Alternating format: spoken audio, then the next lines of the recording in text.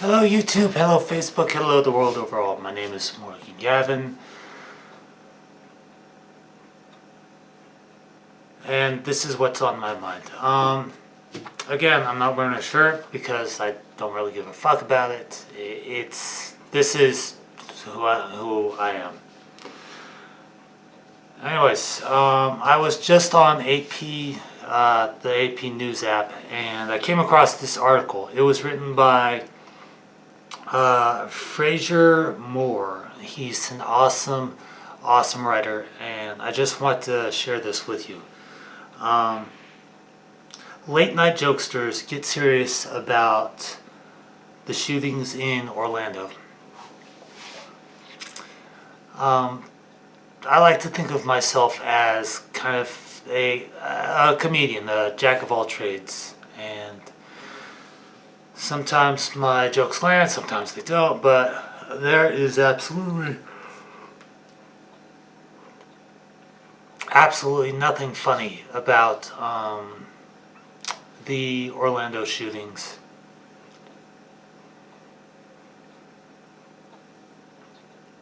There's nothing funny about when a person goes so off the rails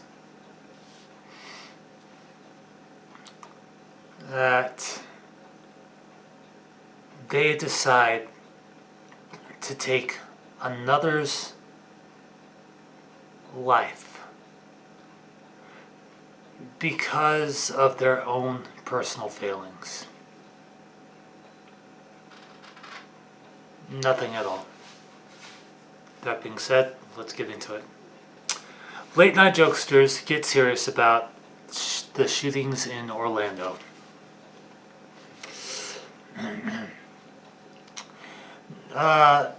In New York, as they return to work after... Sorry. I only got 5 hours of sleep last night. As they return to work, after Sunday morning's mass shooting in a gay nightclub in Orlando, Florida, TV's late night hosts face the challenge none of them looks forward to. Their specialty is mining laughs.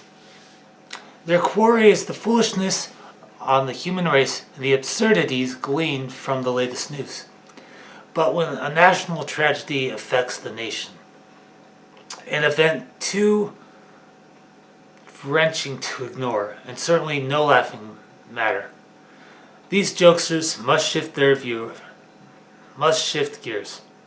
They have to find a way to bond with their viewers, as they do every night, but with the shared feelings unrelieved by the comfort of comedy.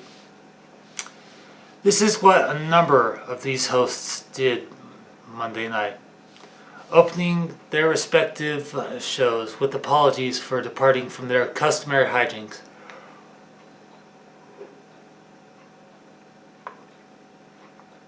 And with heartfelt expressions of shock and sorrow. Trevor Noah of The Daily Show. I wonder if President Obama ever thought to himself that mass shooting speeches would be such a big part of his job.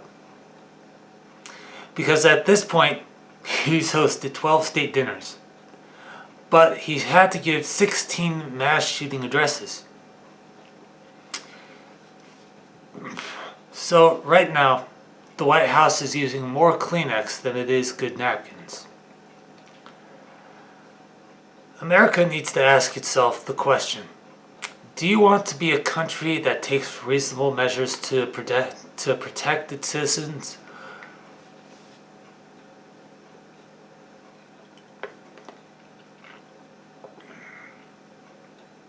Or should we tell the president to prepare speech number 17? Jimmy Fallon of The Tonight Show. This shooter was just one bad guy here. 49 good people and one bad guy. There will always be more good than evil. When I think of Orlando, I think of nothing but fun and joy and families. If anyone can do it, you can. Keep loving each other, keep respecting each other, keep on dancing. Stephen Colbert, The Late Show. After so many mass shootings, it's as if there's a national script that we have learned.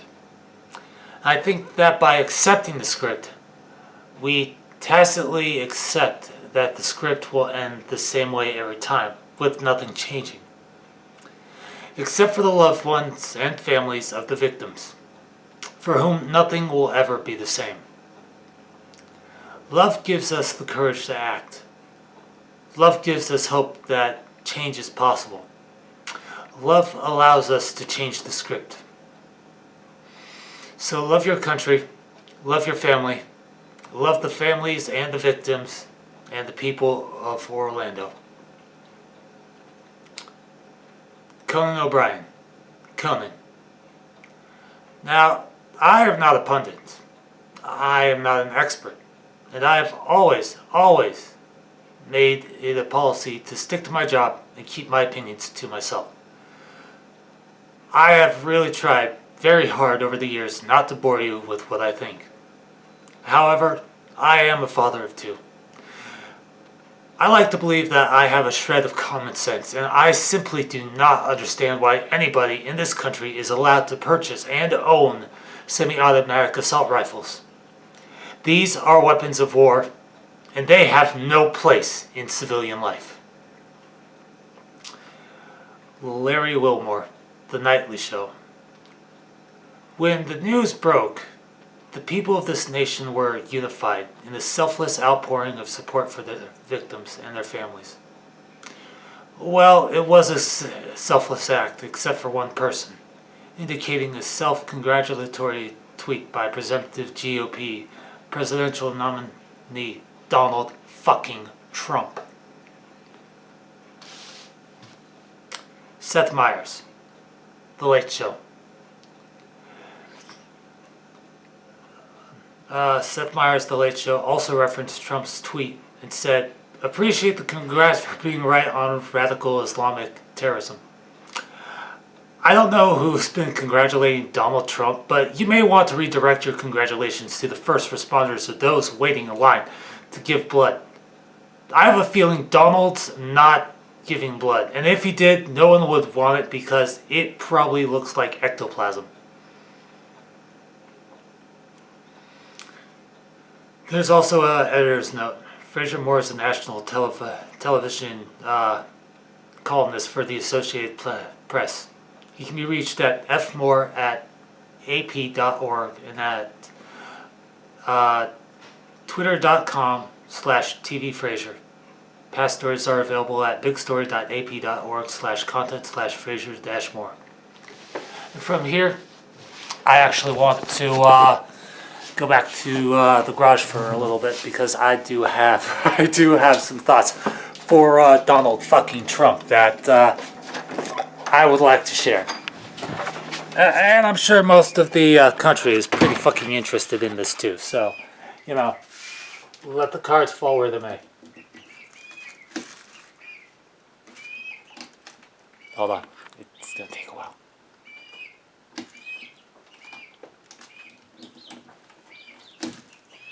Fuck, and you.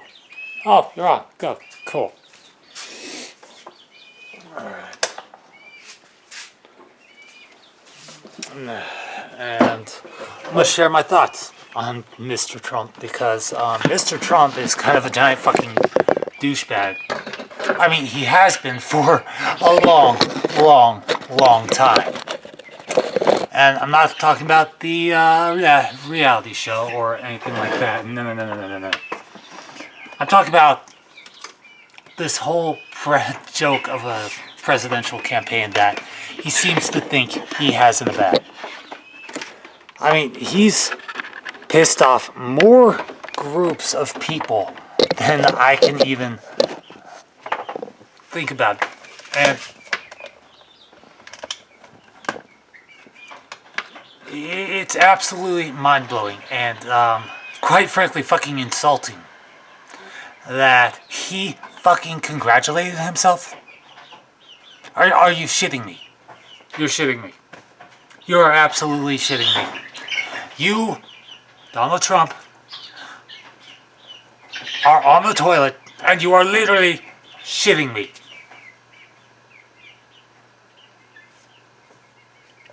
The country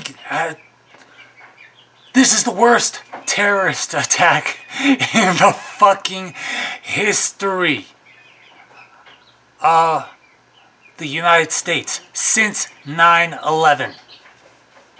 Since 9/11, where, if I remember correctly, around nearly 3,000 people died. And we've had peace for the longest goddamn fucking time. And for a long time, you know, up until 2015, everything was perfect. And then shit went downhill.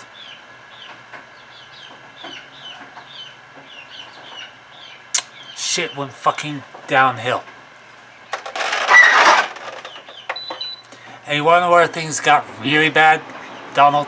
You want to know where things got really fucking bad?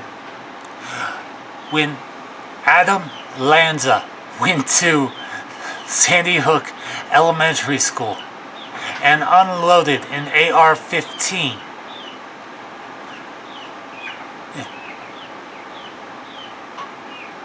Unloaded an AR-15 into a bunch of school children. Too fucking young to know what the hell was happening and why he was shooting at them.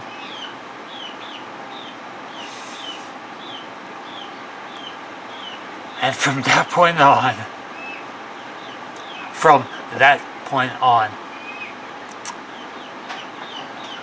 360 mass casualty events, Donald Trump.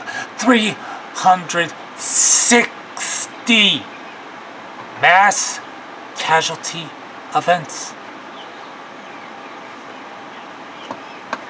have taken place.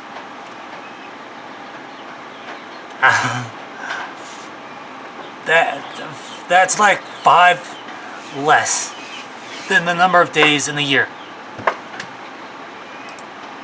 So, if you somehow miraculously get elected into office, and this is me being outraged, it's not me being toxic, it's not me, trying to lay down the law here.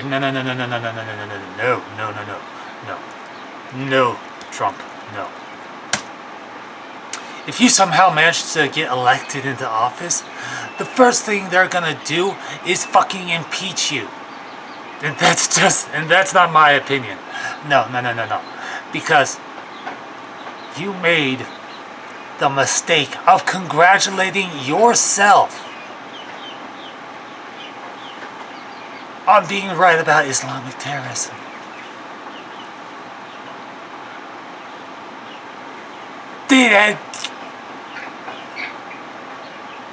The Orlando shooting had nothing to do with you. It had nothing to do with you. Nothing. How do you... What goes through your head? Did you...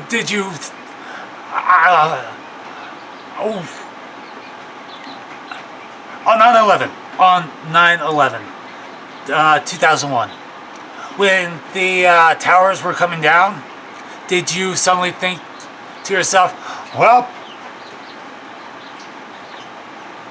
no thanks are necessary. I was right about Bin Laden's plans. So, no thanks to me, just another day at the office. When Adam Lanza went to Sandy Hook Elementary and shot all those kids, do you suddenly think to yourself, that's right, because you are a piece of shit.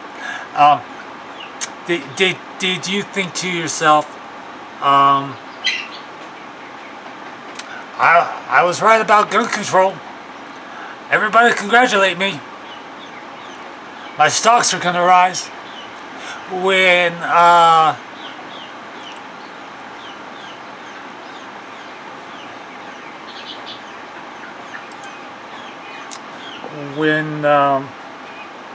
Christina Grimmie, when Kevin James Loibel shot Christina Grimmie, did you send out a tweet and go, well, I was right.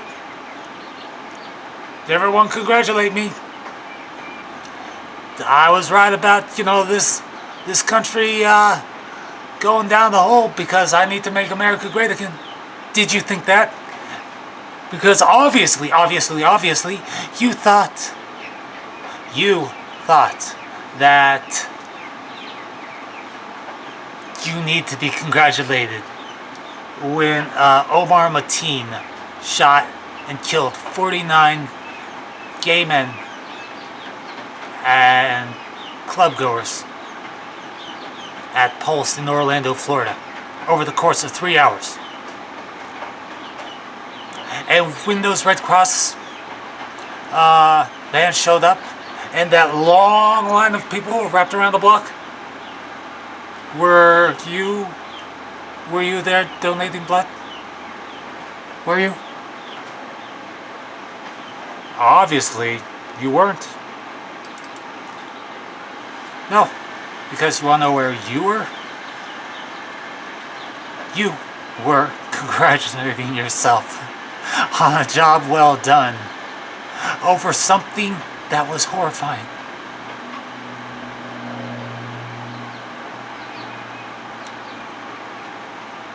Shame on you, Donald Trump. Shame on you. But before I go, I have something that I want to share with you. Just a little something, I wrote you a letter that I shared with you over Twitter yesterday. And you may have read it, you may have not. Doesn't matter. But I'm going to end this video and start another one. That's what I'm going to do. And I think you're going to like it.